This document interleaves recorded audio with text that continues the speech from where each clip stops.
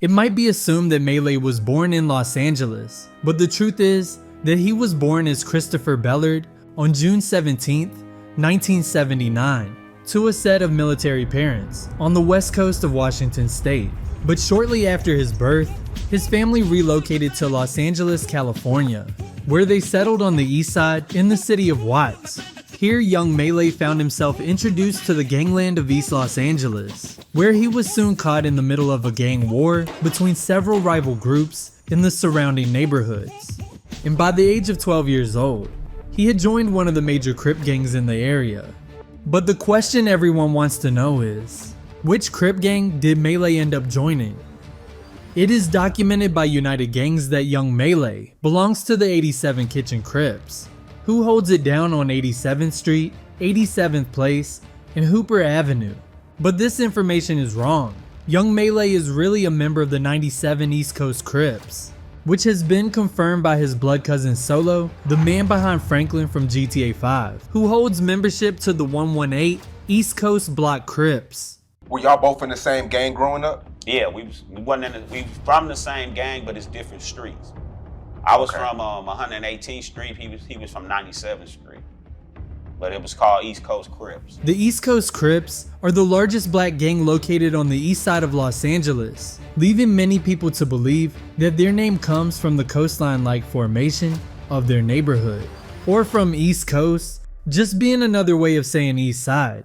But the origins of the 97 East Coast Crips traces back to the early 1970s, when it began as the East Side Godfather Crips, led by two men, Duke and Charles Anderson, better known as N-Word Charles. Charles was tragically killed at the age of 26 on October 13, 1980, when he was shot near East 97th Street. After being wounded, he retreated to a nearby house, commonly known as Mama's Peach's house, where he unfortunately died.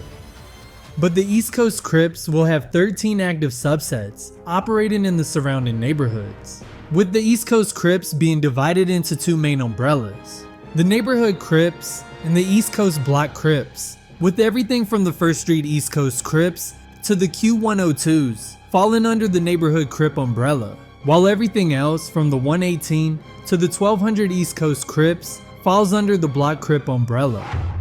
As mentioned before, young Maylay jumped into the dangerous streets of Los Angeles, often found hanging around a location known as the Blue House, which earned its name from its distinctive bright blue color. Contrasting with the other homes in the neighborhood, this spot was popularized by the 97 East Coast Crips. You just might push that nigga button or fuck over him and yeah, he gonna murder your ass, but that's life. At just 13 years old, Maylay faced a heartbreaking loss when his friend Anthony Bowie, also known as Lil Merk, was killed. Lil Merk was an active member of the 97 East Coast Crips. He was out on a mission when he was caught by the LAPD and sent to Los Padrinos Juvenile Hall. While in juvie, he got into a fight with rival gang members. Staff would attempt to break up the fight, but when that failed, two guards stepped in. Instead of keeping both parties safe, they put Lil Merk in a chokehold, ending with Lil Merk passing out, and tragically died from this poorly managed situation. As for the guards, they were suspended with pay while an investigation was taking place, but sadly nothing ever came out of it. To make matters worse, during Lil Mark's funeral at New Life Christian Church in South Los Angeles, another 97 gang member named Vernon Lincoln was among those paying their respects. But just as the service was unfolding, gunfire suddenly erupted on the sidewalk. Vernon was shot and killed by a member of a rival Crip gang who had snuck into the funeral just to track down his op. The media cameras captured the horrifying moment. It's not just in faraway lands that Americans are threatened by guns and violence. In Los Angeles on Monday, a young man was shot to death on a street where funeral services were underway for still another victim. Keith Morrison reports. There was a funeral yesterday in this confused and shell-shocked city in the city, South Central, for a boy who died in a juvenile detention center. His name was Anthony Bowie, and he was just 16. Died after he'd been restrained by guards. His family, grief-stricken, angry, wanted a public funeral, wanted to accuse those guards of killing their boy with an illegal chokehold. But then, Outside the church, two young mourners with some other score to settle had words or just saw each other or something. And this is what happened. A number of shots exposed, and people went flying everywhere. We ran, hit the ground, making sure that we are not hit by a bullet. And now another young man is dead. He had a name too, Vernon Lincoln, just 18. The police, trying to piece together what happened, shrugged and said, second time this month, a shooting at a funeral. Funerals are where enemies meet. Another place to die, in a city too used to senseless death. And the police had footage of the suspect. The police refused to identify him, fearing that rival gang members would target the shooter first. Maylay seemed to be losing one thing after another. Soon after, he lost two more gang members, Big Slim from 97 and Little Soul. Big Slim was targeted and killed by the Los Angeles Police Department, and Little Soul was involved in a confrontation with an unknown individual while seeing a woman in the projects. This was in the infamous Carmelitos public housing projects in North Long Beach. The area is known for its connection to the Brick Boy Crip gang, and it's possible that his killer was affiliated with the Brick Boys, but this is more so speculation. But nevertheless, these events hardened Maylay, making him an aggressive, ruthless gang member who was quick to pull the trigger.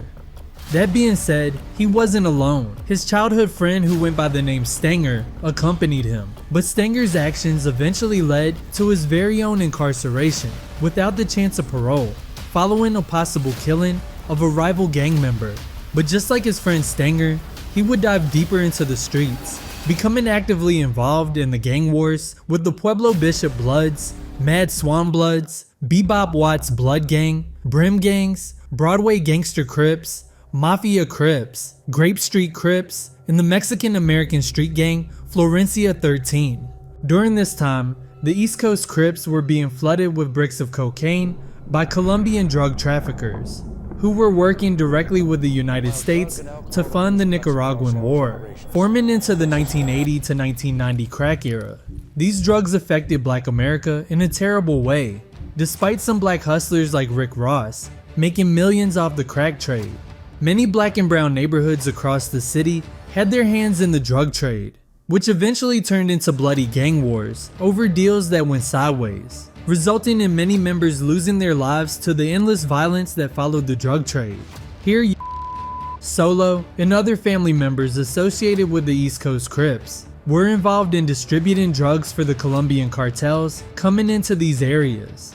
And when they weren't slinging drugs on the streets, they were jacking other gang members and hustlers across the city. As Maylay ran the streets, he had began to encounter rappers affiliated with other Crip factions, many of who he met at a local record store owned by a man named Scotty D. It was in this environment that Maylay crossed paths with industry icons like DJ Pooh from the Hawthorne Watergate Crips, who helped him work on his rap delivery and form his lyrics to relate more with his audience. While King T, who was associated with the Nutty Block Compton Crips, was instrumental in teaching him the essentials of mixing and mastering his tracks.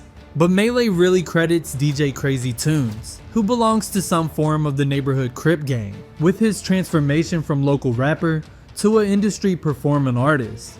The two developed a close bond while working together, to the point that Crazy Toones became more of an older brother to Maylay.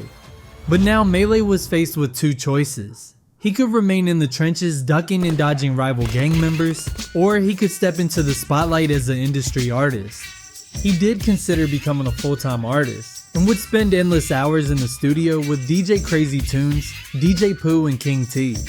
But as he started to make his decision, he was picked up by the police and charged with an unknown crime, with some speculating it was related to being caught with an illegal firearm.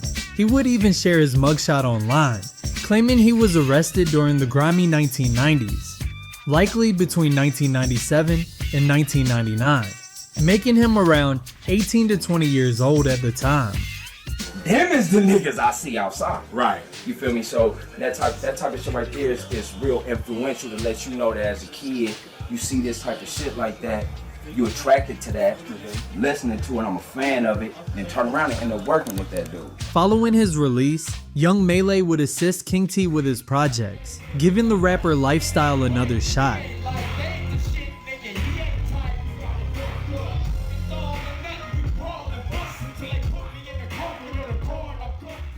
The 2000s were looking promising for Young Maylay. He was featured on several major projects, and with the help of DJ Pooh, he landed a role in the most popular PS2 game in the world. However, the years that followed weren't as great. Maylay eventually distanced himself from Rockstar Games, and while some believed it had something to do with a Rockstar employee, the truth was, it wasn't over any specific issue. Young Maylay just wanted to return to the streets, living as an active gang member. As time passed, and the GTA series grew in popularity, fans began flooding him with messages and comments about his involvement in the game. This became frustrating for him, especially when it came to the rumors and fans requesting updates on GTA 6. So Young Maylay would start to snap on his fans. To kill the rumors, I'm not involved in GTA 6 at all.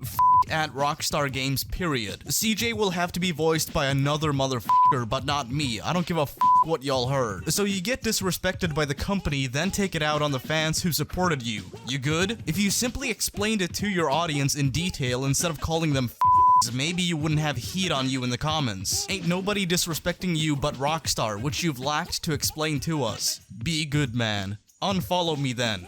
You and the rest of them. I ain't corporate, I'm street. Know the difference. Causing a gap between him and the fans that only recognized him for his role in the GTA franchise. His cousin would even step in to defend him. He acknowledged Maylay's wrongdoings and attempted to explain the situation. It's easy to understand why he went the way he went. It was wrong to me, and it might be wrong to a lot of people, but you gotta understand from our point of view. When I say our, I'm talking about from a black man, a N-I-G-G, a N-word point of view, that when we go, we go. We don't just go from 0 to, 5, 10 miles per hour, 20, 25. We don't do the speed limit. When we take off, we take the fuck off, man. We go off. And we don't think about shit when we doing what we doing, man. While some may have today, it's unclear what Maylay is up to in the streets. He has appeared in a movie called Kings of Los Angeles and hasn't released any new music. But for now, it seems Maylay is simply hanging out on the east side of Watts, California as a hood trophy for the East Coast Crips. Yeah, for all you viewers and the listeners and you gamers, this is voice of CJ from Grand Theft Auto San Andreas 2004. And the flesh. Just the real motherfucker right here. Oh shit. Yeah, so here we go again.